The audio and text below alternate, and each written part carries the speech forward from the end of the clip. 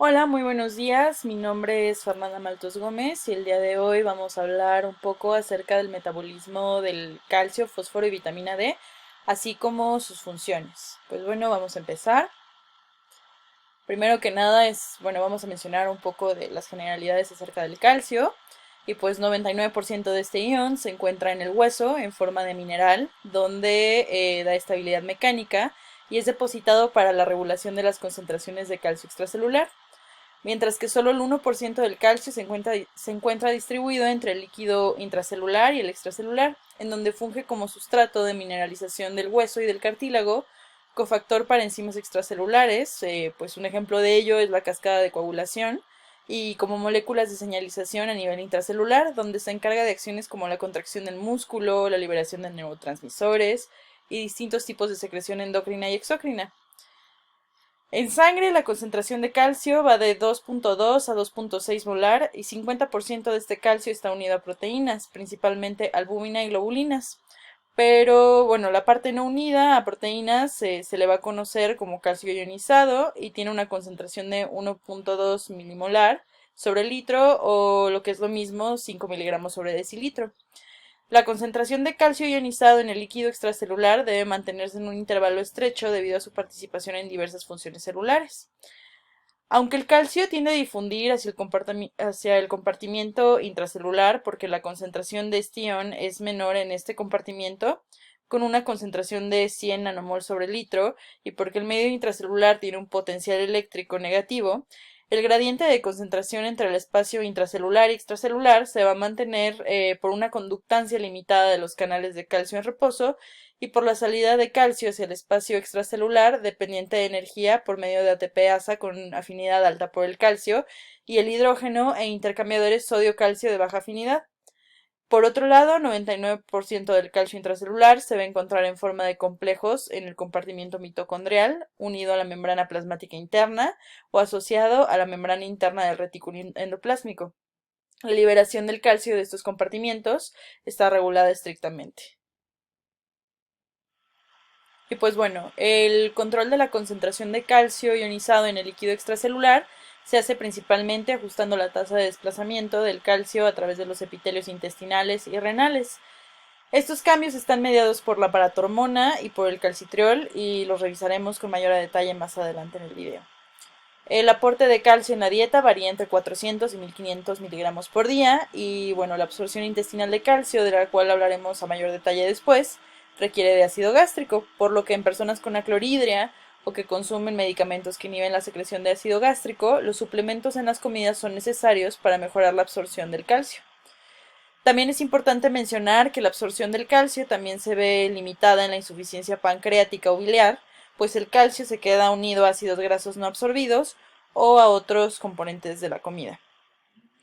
Del calcio ingerido se excretan entre 100 a 200 miligramos al día como componente de las secreciones intestinales. Este proceso no es regulado por las hormonas antes mencionadas.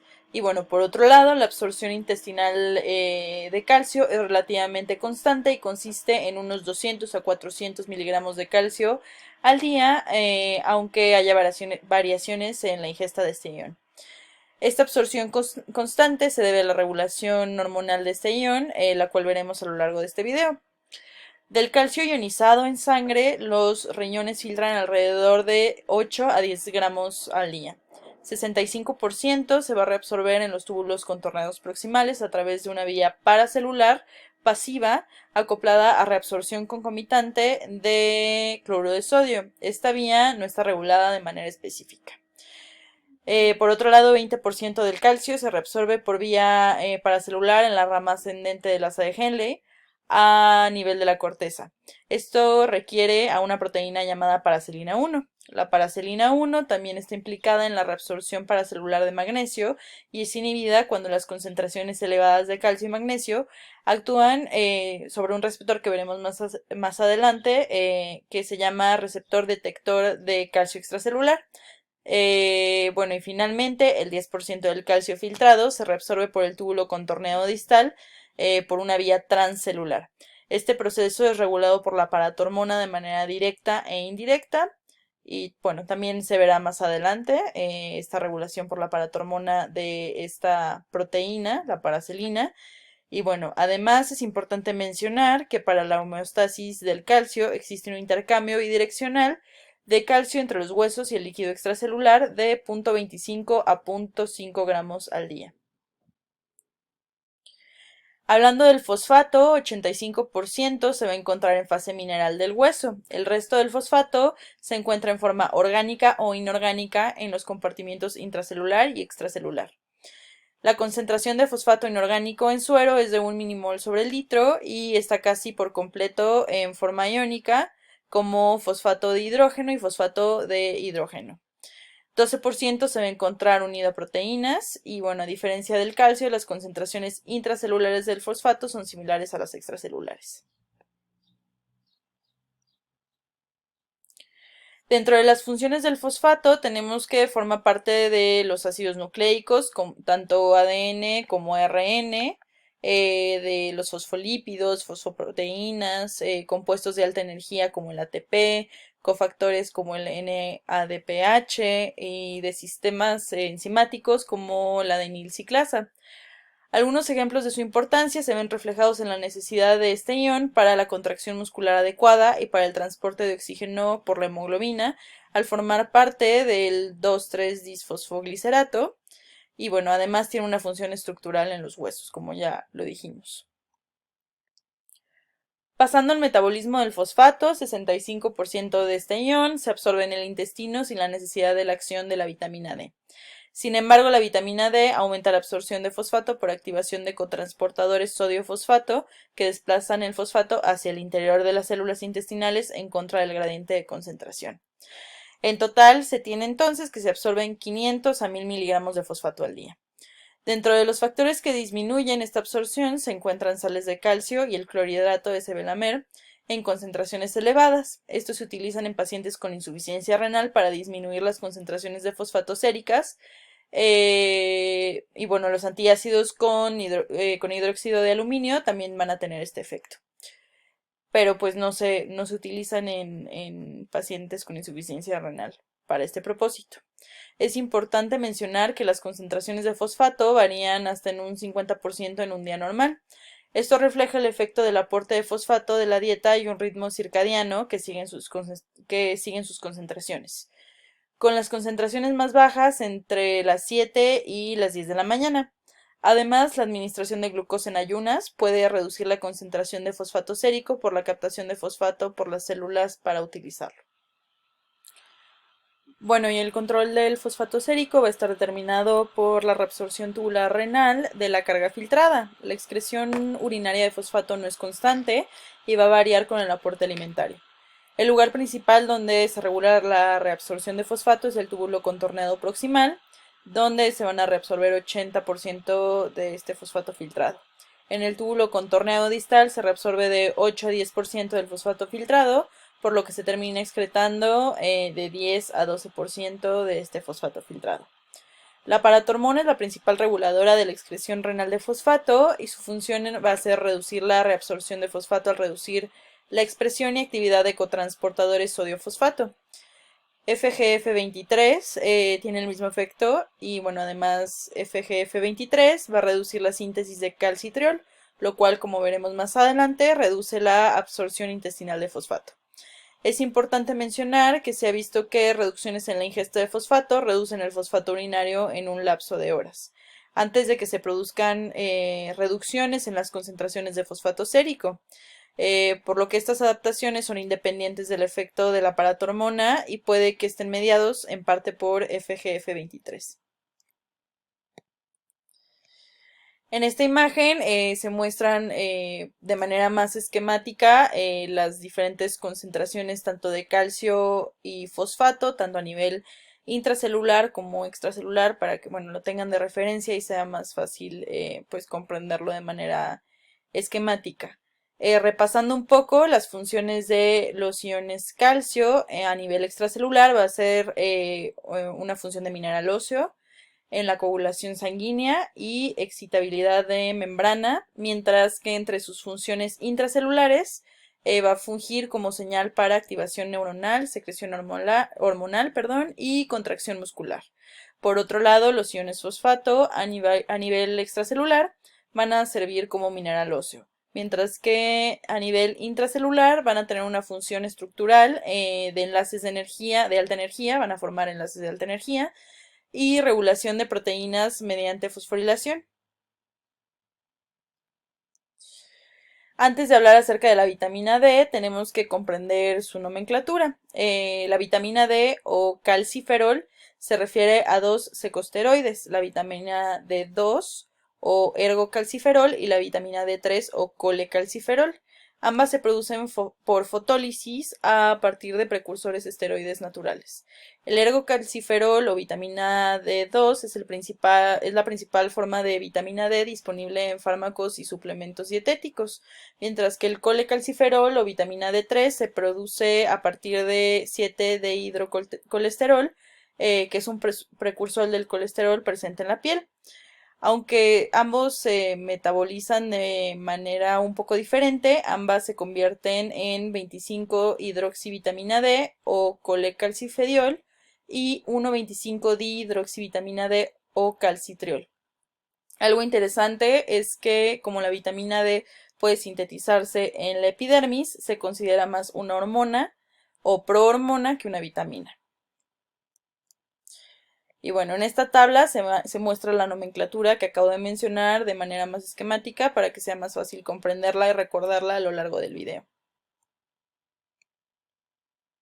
Pasando ya a la síntesis de la vitamina D, la síntesis cutánea de esta vitamina comienza a partir del 7 de hidrocolesterol, como lo habíamos mencionado, el cual se encuentra en grandes cantidades en el estrato espinoso y el estrato basal de la epidermis, aunque también se encuentra en la dermis. Este se convierte en previtamina D3 por los rayos UVB y a partir de la previtamina D3 por isomerización térmica se forma vitamina D3. La exposición continua a rayos de luz ultravioleta da lugar a formación de compuestos inactivos provenientes de la previtamina D3, que son el taquisterol y el lumisterol, por lo que no se alcanzan concentraciones tóxicas de vitamina D3. Otro aspecto interesante es que el lumisterol puede convertirse de regreso a previtamina D3 a medida en que las concentraciones de previtamina D3 disminuyen. Bueno, también es importante mencionar que la formación de previtamina D3 es rápida y alcanza un nivel máximo en el transcurso de horas durante la exposición a la radiación solar ultravioleta. El grado de pigmentación epidérmica, la edad de la piel, la intensidad de la exposición afectan el tiempo que se requiere para que se alcance la concentración máxima de previtamina D3, pero no van a alterar este punto máximo. La vitamina D3 se va a transportar en el torrente sanguíneo unida a la proteína de unión a vitamina D3. Bueno, la vitamina D proveniente de la dieta es de importancia clínica porque la exposición a la luz ultravioleta puede llegar a ser insuficiente en algunos casos. Algunos ejemplos de alimentos ricos en vitamina D son el aceite e hígado de pescado, el huevo y los productos lácteos enriquecidos. La vitamina D se absorbe a nivel del intestino delgado con la ayuda de sales biliares. La mayoría pasa a la linfa a través de kilomicrones, pero una pequeña cantidad se absorbe de manera directa hacia el sistema porta. Después el hígado capta la vitamina D y la metaboliza y bueno, el exceso de vitamina D se va a almacenar en el tejido adiposo y en el músculo. Respecto al metabolismo de la vitamina D, la conversión a 25-hidroxivitamina D se hace principalmente en el hígado por enzimas mitocondriales como CYP27A1 y microsomales como CYP2R1. Posteriormente, la 25-hidroxivitamina D es convertida en 1,25-dihidroxivitamina D y 24,25-dihidroxivitamina D por oxidasas de función mixta en los túbulos proximales del riñón. El riñón es la principal fuente de 1,25-dihidroxivitamina D y su producción es estimulada por la paratormona y el factor de crecimiento tipo insulina 1. e inhibida por el factor de crecimiento derivado de fibroblastos 23, concentraciones altas de calcio y fosfato, y la misma 1,25 de hidroxivitamina D. El factor de crecimiento derivado de fibroblastos 23 se produce en los huesos y además de su acción sobre la producción de 1,25 de hidroxivitamina D, disminuye la reabsorción de fosfato por los riñones y su concentración plasmática. La 1,25 de hidroxivitamina D inhibe su propia producción y estimula la producción de 24,25 de hidroxivitamina D y 1,24,25 trihidroxivitamina D, productos del catabolismo de la 25 hidroxivitamina D, y de la 1,25 de hidroxivitamina D. De manera directa, el calcio y el fosfato también inhiben la producción de 1,25 de hidroxivitamina D. El calcio inhibe la secreción de paratormona, mientras que el fosfato inhibe la producción de hormona de crecimiento por la hipófisis, lo que lleva a la disminución del factor de crecimiento tipo insulina 1. La producción extrarrenal de 1,25 de hidroxivitamina D es estimulada por interferón gamma y el factor de necrosis tumoral alfa en macrófagos y queratinocitos. Respecto al transporte de la vitamina D, sus metabolitos van a ser transportados unidos a DBP en un 85%, como habíamos mencionado anteriormente, y a la albúmina en un 15%. Cabe mencionar que la afinidad de DBP por el calcifediol y por la 24,25 dihidroxivitamina D es mayor que la que tiene por el calcitriol y por la vitamina D. Bueno, la principal función de la vitamina D es la regulación de la homeostasis de calcio y de fosfato. Y sus principales tejidos blancos para este propósito van a ser el intestino, los riñones y los huesos. Es importante mencionar que el metabolito de la vitamina D que tiene mayor actividad biológica es el calcitriol. La vitamina D se va a unir al receptor de vitamina D o BDR que se encuentra en el núcleo para cumplir con sus funciones.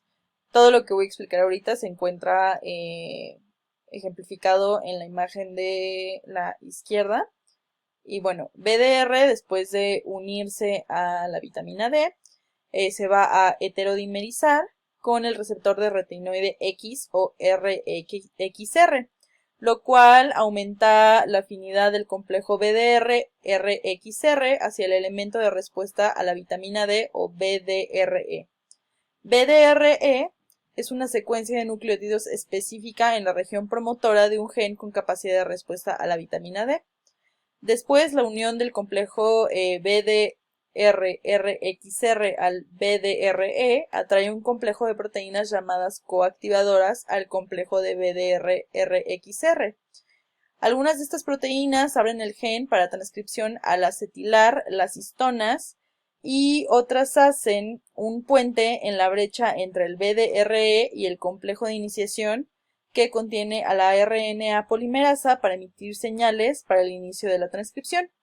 Posteriormente se inicia la transcripción y se obtiene RNA mensajero que sale del núcleo hacia el citoplasma para traducirse hacia la proteína correspondiente. Además de este mecanismo de acción, los efectos rápidos de la vitamina D, como el flujo de calcio, puede que estén mediados por el BDR en la membrana y una proteína unida a membrana llamada proteína de unión a esteroide de respuesta rápida relacionada con 1,25 D3 de membrana. Pues algunos efectos de la vitamina D son demasiado rápidos como para explicarse por actividad genómica.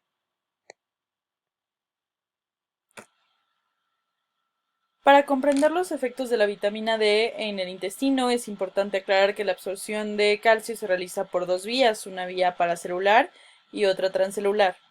La vía paracelular se lleva a cabo a lo largo de todo el intestino y es saturable. Aunque algunos autores mencionan que esta vía no se ve regulada por los efectos de la vitamina D, existen datos de que esta hormona también favorece esta vía al aumentar las concentraciones de claudina 2 y claudina 12, que contribuyen a la absorción de calcio y se cree que forman canales paracelulares. Por otro lado, la vía transcelular ocurre principalmente en el duodeno, es saturable y depende de la 1,25 dihidroxivitamina D3.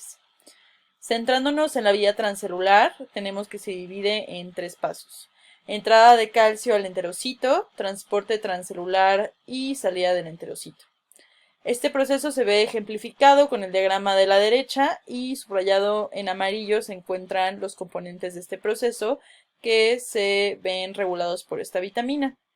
En el primer paso, la 1,25-dihidroxivitamina D induce un cambio de la unión de la calmodulina a la miosina e induce la síntesis de un canal de calcio llamado canal de catión receptor de potencial transitorio 6 en el borde en cepillo.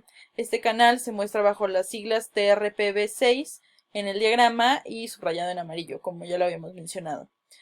Esto incrementa la entrada de calcio a la célula y bueno, también se ha visto que la 1,25-dihidroxivitamina D aumenta la síntesis de otras proteínas, como la proteína de unión a calcio de la membrana intestinal, la fosfatasa alcalina del borde en cepillo y una calcio-magnesio ATPasa de afinidad baja. La actividad de estas proteínas se correlaciona con el transporte activo de calcio, sin embargo, no se ha confirmado una relación causal. El siguiente paso, es decir, el transporte transcelular de calcio, requiere de una proteína llamada calvindina y la 1,25-dihidroxivitamina D3 aumenta la síntesis de esta proteína. Por último, la salida de calcio de la célula por la membrana vasolateral aumenta ya que la 1,25-dihidroxivitamina D3 induce a la calcio ATPasa en la membrana vasolateral, la cual va a sacar el calcio de la célula.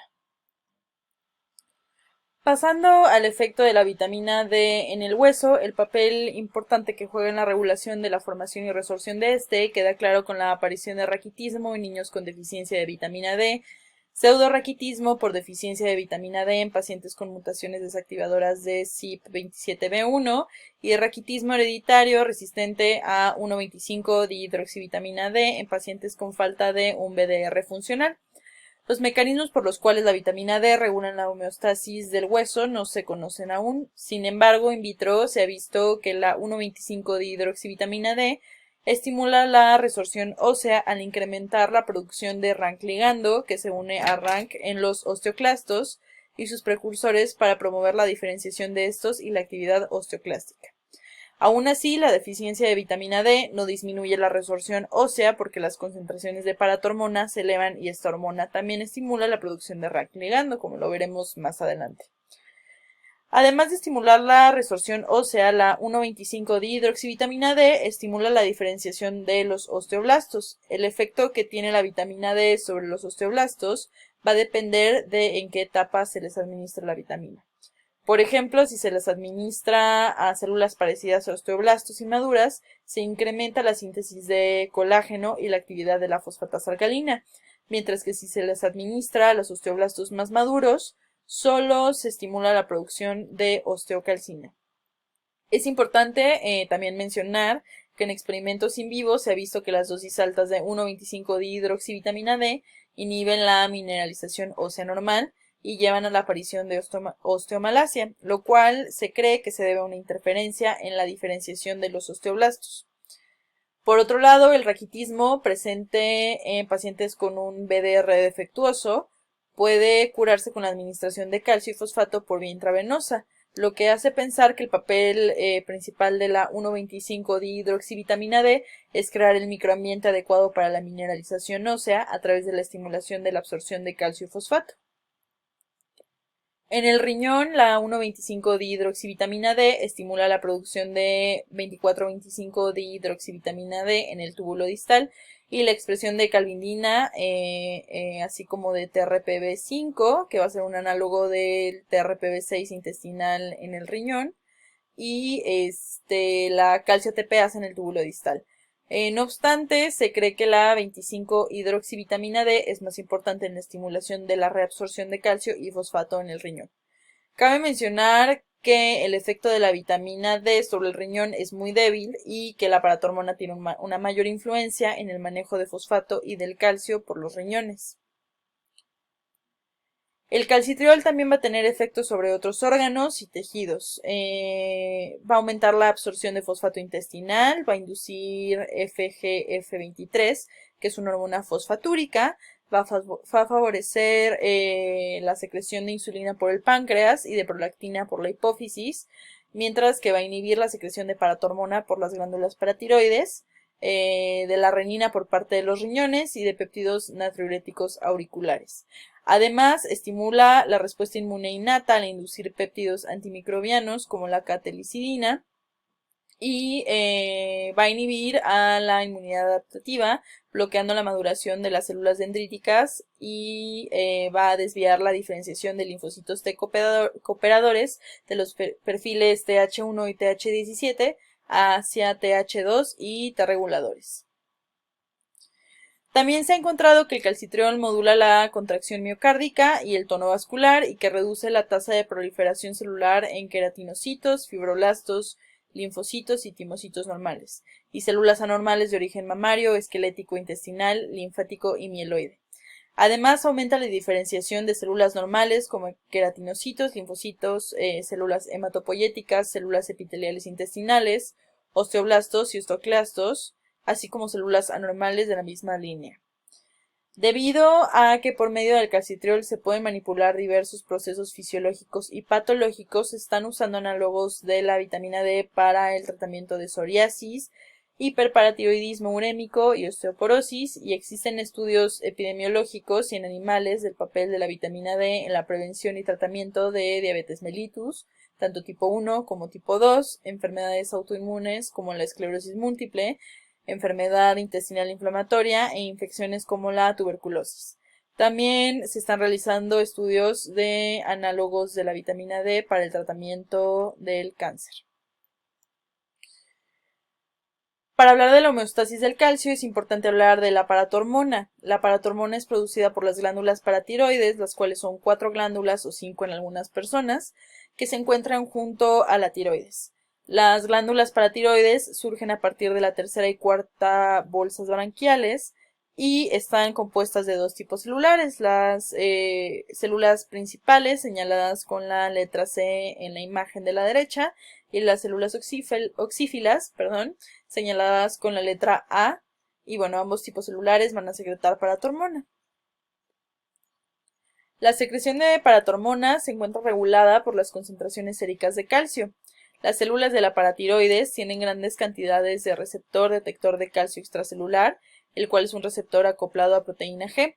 Este receptor detector de calcio extracelular es acoplado directamente por GQ a la enzima fosfolipasa C, que hidroliza el fosfatidilinositol 4,5-bifosfato para liberar los mensajeros intracelulares IP3 y diacilglicerol, como se muestra en el diagrama de la izquierda. El IP3 se va a unir a un receptor en el retículo endoplásmico para que se libere calcio a partir de reservas en la membrana. Esto va a aumentar la concentración de calcio intracelular. Y bueno, además de esto, esto va a estar seguido por un flujo hacia adentro sostenido de calcio extracelular a través de canales. El calcio intracelular aumentado va a inhibir la secreción de paratormona. Por otro lado, el diacilglicerol va a actuar sobre PKC. Además, se va a inhibir la producción de AMP cíclico. Y bueno, la inhibición de la producción de AMP cíclico y la activación de PKC también van a tener efectos sobre la secreción de esta hormona en respuesta a niveles séricos de calcio. Cabe mencionar que el receptor detector de calcio extracelular no solo se encuentra en las células de la paratiroides, también se va a encontrar en cerebro, piel, intestino y estómago. Y bueno, en las células C tiroideas el receptor va a regular la respuesta de estas células a las concentraciones de calcio, mientras que en la nefrona distal, como lo dijimos al inicio del video, va a regular la excreción de calcio. Algo interesante de la secreción de la paratormona es que a diferencia de otras sustancias que requieren de calcio para la fusión de los gránulos de secreción con la membrana celular y que de esta manera la sustancia sufra exocitosis, la paratormona requiere ser liberada cuando los niveles de calcio son bajos. Por lo tanto, el papel de secreción de esta hormona está mediado por el magnesio intracelular y no por el calcio, y se ha visto casos en los que una disminución en las reservas de magnesio provoca hipoparatiroidismo reversible.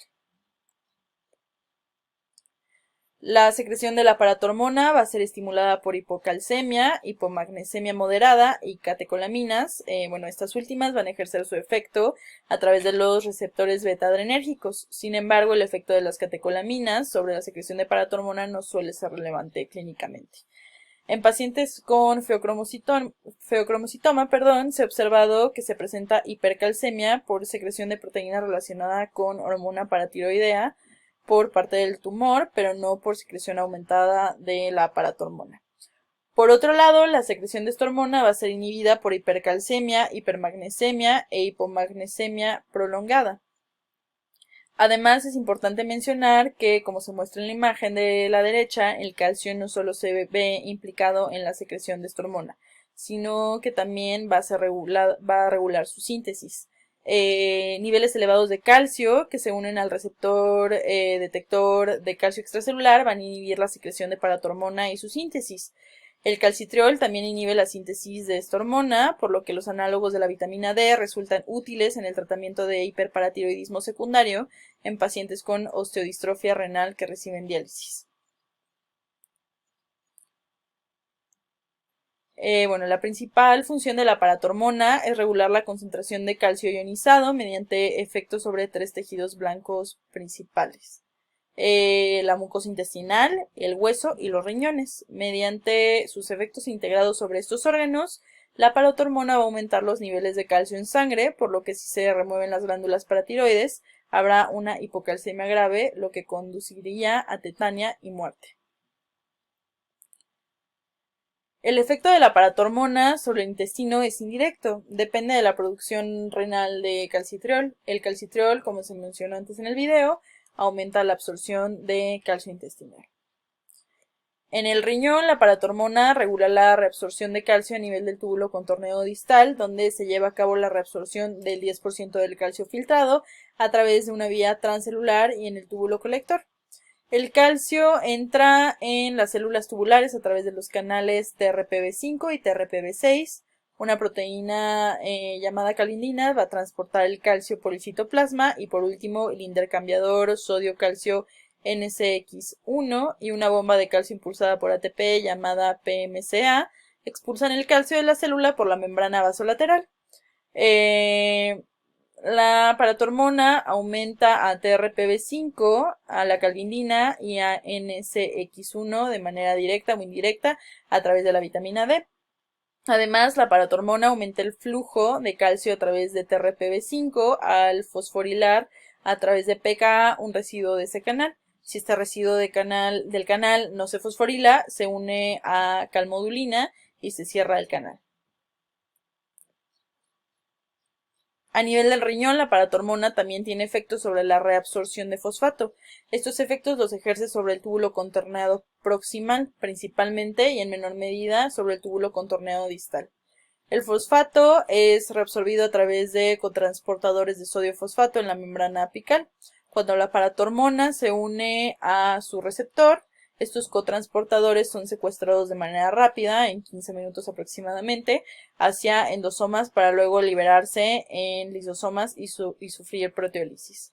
El AMP cíclico y la pKa intervienen en el descenso rápido de la reabsorción de fosfato mediado por paratormona, pero para efectos más prolongados se requiere también de la activación de PLC por el receptor de paratormona.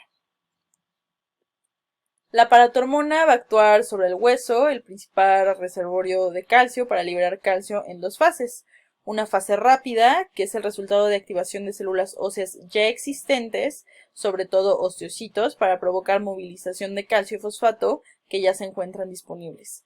Y una fase lenta que requiere días o semanas para desarrollarse por completo. Esta fase es el resultado de la proliferación de los osteoclastos, seguida de un incremento de la resorción osteoclástica del hueso y no solo de las sales de fosfato cálcico que contiene. Bueno, para comprender la fase rápida debemos de tomar en cuenta que los osteocitos y los osteoblastos van a generar un sistema de células interconectadas que se extiende por el hueso y que va a tener el nombre de sistema de membranas osteocíticas. Este sistema se encarga de separar al hueso del líquido extracelular. Y bueno, entre la membrana osteocítica y el hueso va a haber un líquido, el cual se va a conocer como líquido óseo. La membrana osteocítica va a bombear iones de calcio desde el líquido óseo hacia el líquido extracelular, y si la bomba osteocítica se activa en exceso, la concentración de calcio en el líquido óseo disminuye todavía más y entonces se van a tener que resolver sales de fosfato cálcico del hueso. A esto se le va a conocer como osteólisis. Pero bueno, ¿qué papel va a tener la paratormona en este proceso?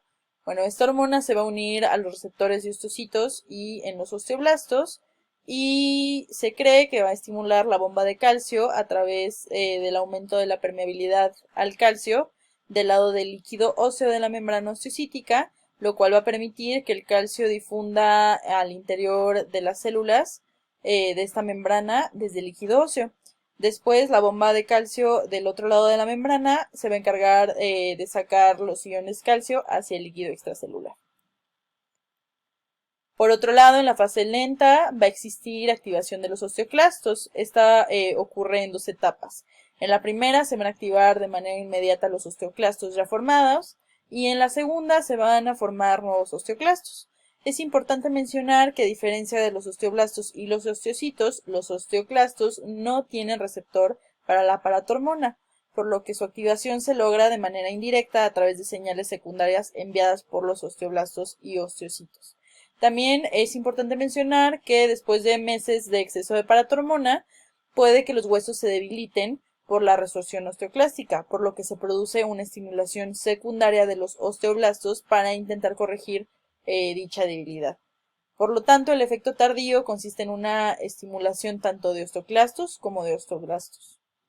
Bueno, como mencioné antes, la resorción ósea activada por la paratormona, para corregir hipocalcemia, va a estar acompañada de un aumento en la formación de hueso, que por lo general va a reabastecer el hueso perdido. Las células que llevan a cabo la formación de huesos son los osteoblastos. Sin embargo, no se comprende el mecanismo por el cual los osteoblastos se reclutan al sitio de resorción ósea. Puede ser que la resorción ósea libere IGF-1 de la matriz ósea y que IGF-1 estimule la proliferación y diferenciación de osteoblastos.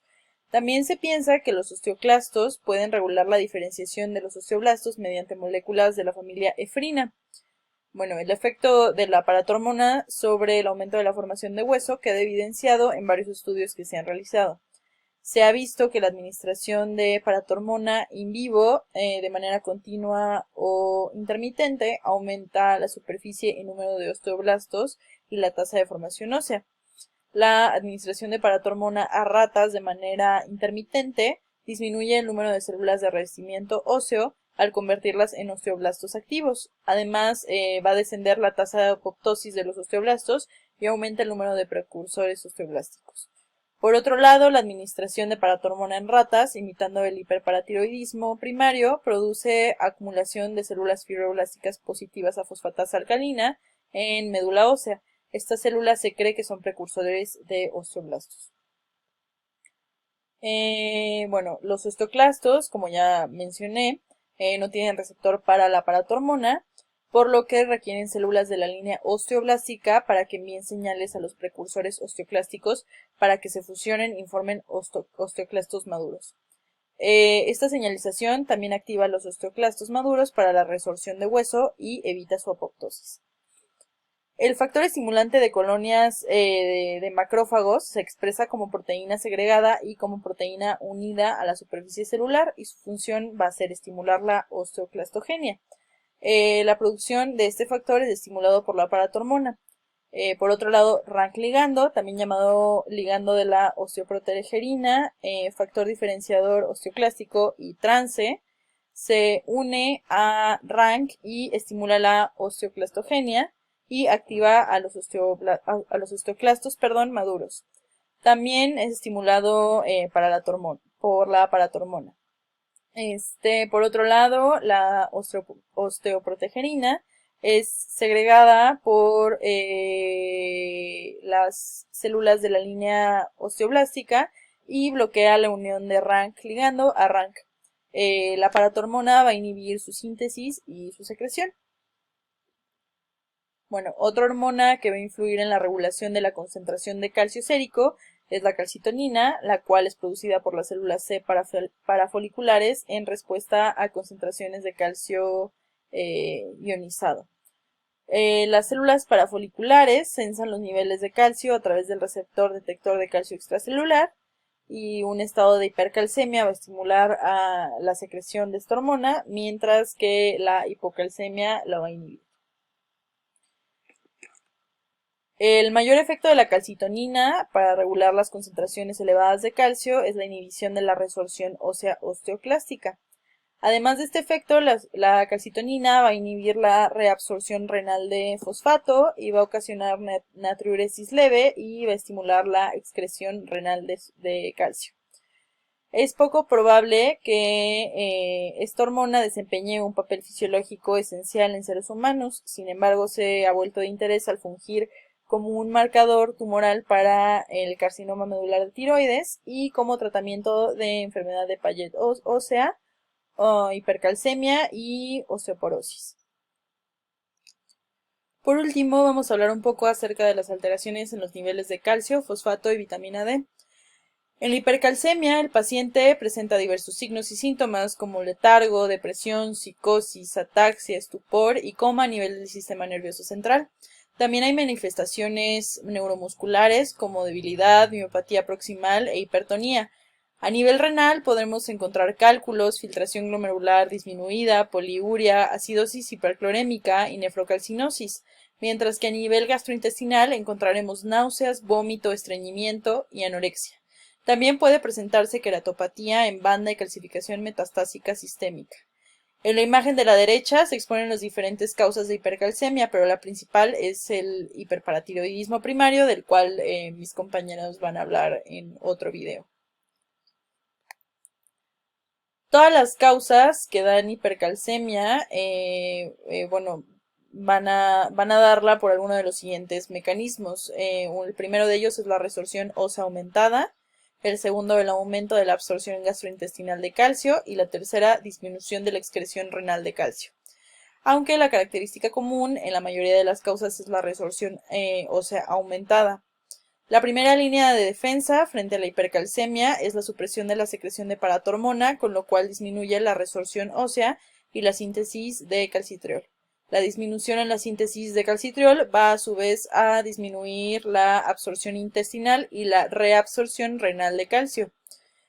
En la hipercalcemia, el exceso de calcio va a ser eliminado por los riñones. Sin embargo, varios factores se agregan para generar un círculo vicioso en el cual se perpetúa la hipercalcemia. Para empezar, la hipercalcemia altera la filtración glomerular y disminuye la capacidad de concentrar orina, lo cual predispone a deshidratación.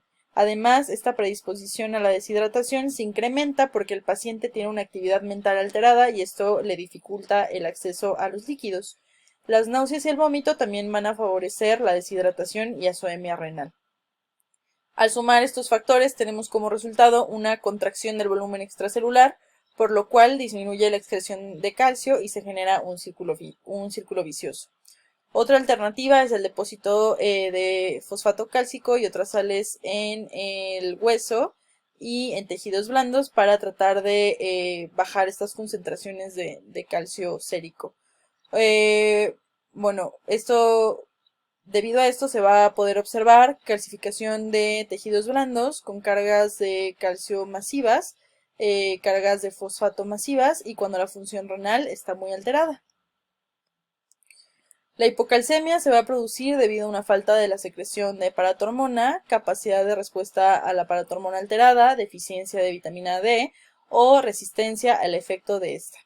Las causas de hipocalcemia se muestran en la imagen de la derecha.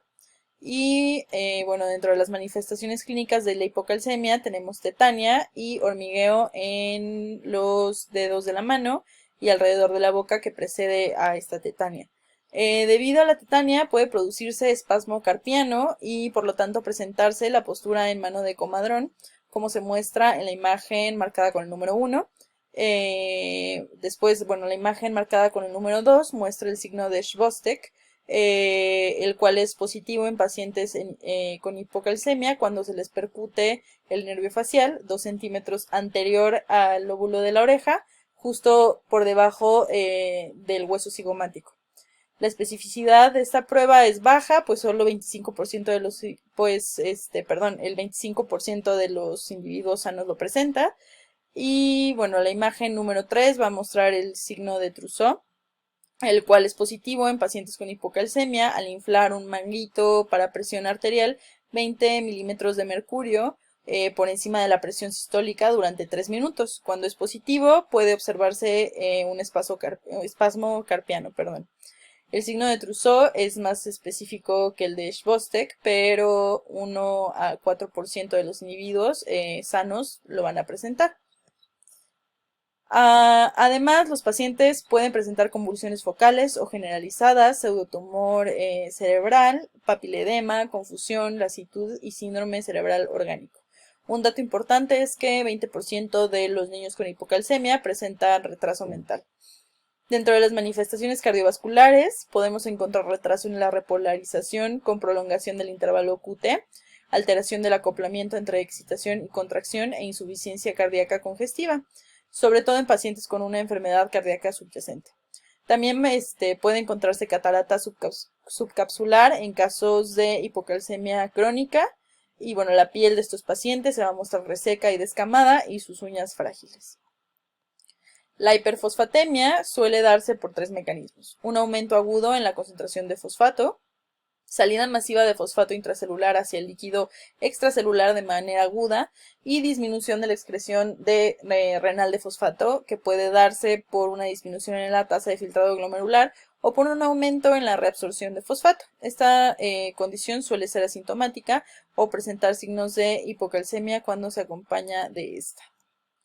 Por otro lado, la hipofosfatemia se debe a redistribución interna del fosfato, disminución de la absorción intestinal de fosfato, aumento en su excreción urinaria o por su remoción a través de terapias de reemplazo renal.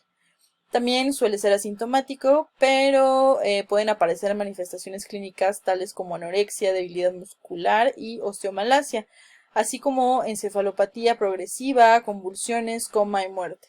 En formas graves puede aparecer anomalías hematológicas como anemia hemolítica, disminución de la liberación del oxígeno por la hemoglobina debido a disminución del 2,3-difosfoglicerato y bueno, también se puede presentar compromiso de la función leucocitaria y plaquetaria. La intoxicación por vitamina D suele darse en pacientes que ingieren dosis grandes de vitamina D por motivos terapéuticos o de manera accidental. Las manifestaciones clínicas se deben a hipercalcemia e hipercalciuria provocada por el aumento en las concentraciones de vitamina D. Hay debilidad, letargo, cefaleas, náusea, poliuria, deshidratación y coma, calcificación ectópica en riñones que da lugar a nefrocalcinosis o nefrolitiasis.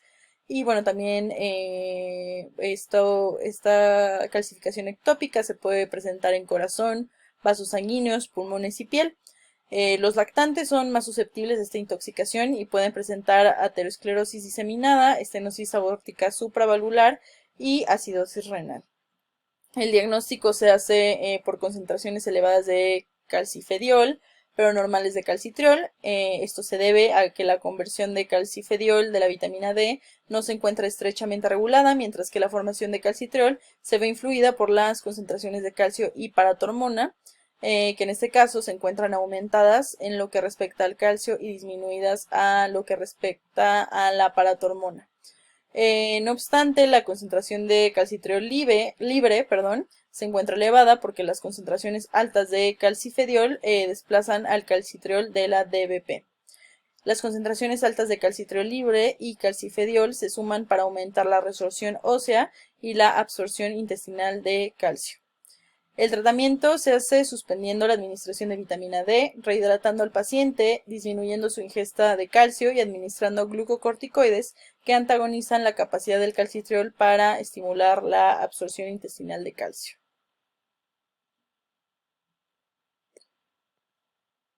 Por último, la deficiencia de vitamina D puede darse por una nutrición insuficiente, una exposición a la luz solar insuficiente o mala absorción. Esta deficiencia da como resultado mineralización anormal de los huesos y el cartílago y se manifiesta como raquitismo en niños y como osteomalacia en adultos. Aunque existen otras causas de mineralización, ósea anómala, la deficiencia de vitamina D es la mejor conocida. El raquitismo se produce cuando las placas epifisiarias aún no han cerrado y dentro de las manifestaciones clínicas que da se encuentran apatía, debilidad, hipotonía y crecimiento inadecuado. La cabeza es blanda, un poco deforme, con suturas amplias y abombamiento frontal. La erupción de dientes está retrasada y los dientes que brotan tienen hoyuelos y están poco mineralizados. Por el agrandamiento y acopamiento de las uniones costocondrales, presentan tórax en rosario, como se muestra en la imagen de la derecha, e indentación en el punto de inserción del diafragma, porque el diafragma va a tirar de las costillas ablandadas, y a esto se le va a conocer como surco de Harrison. Debido a la hipotonía muscular, el abdomen puede estar abultado y el paciente puede presentar marcha de pato. Las extremidades se encuentran arqueadas y las articulaciones hinchadas. Además, son propensos a sufrir fracturas. Por otro lado, la osteomalacia se presenta cuando las placas epifisiarias ya han cerrado. Los pacientes con enfermedad grave sufren dolor óseo y debilidad de los músculos proximales y pueden referir dificultad para subir escaleras o para levantarse de las sillas. Estos pacientes son más susceptibles a padecer hiperparatiroidismo, osteoporosis, caídas y fracturas, infecciones, hipertensión, enfermedad cardiovascular, diabetes mellitus y enfermedades malignas. En la imagen de la derecha se muestran otras causas de mineralización ósea anómala. En los estudios bioquímicos se presentará calcio sérico bajo, fosfato sérico bajo, fosfatasa alcalina sérica alta, paratormona aumentada, calcio urinario disminuido y fosfato urinario aumentado y, calcifediol disminuido. Por otro lado, las concentraciones de calcitriol pueden ser normales. La biopsia de hueso transcortical es útil para el diagnóstico definitivo, mientras que los estudios de imagen mostrarán en los huesos en crecimiento epífisis radiotransparentes amplias y expandidas y uniones epifisiarias metafisiarias irregulares. Los huesos largos se encontrarán arqueados y la corteza poco definida. Además, puede haber datos de hiperparatiroidismo secundario, como la resorción subperióstica en falanges y metacarpianos y erosión en extremos distales de las clavículas. Las pseudofracturas, también conocidas como zonas de Looser o fracturas de Milkman, son características de la osteomalacia y raquitismo, pero son poco frecuentes. Estas se ven como líneas radiotransparentes con mayor frecuencia en el lado cóncavo del cuello femoral, los ramos púbicos, las costillas, clavículas y caras laterales de las escápulas.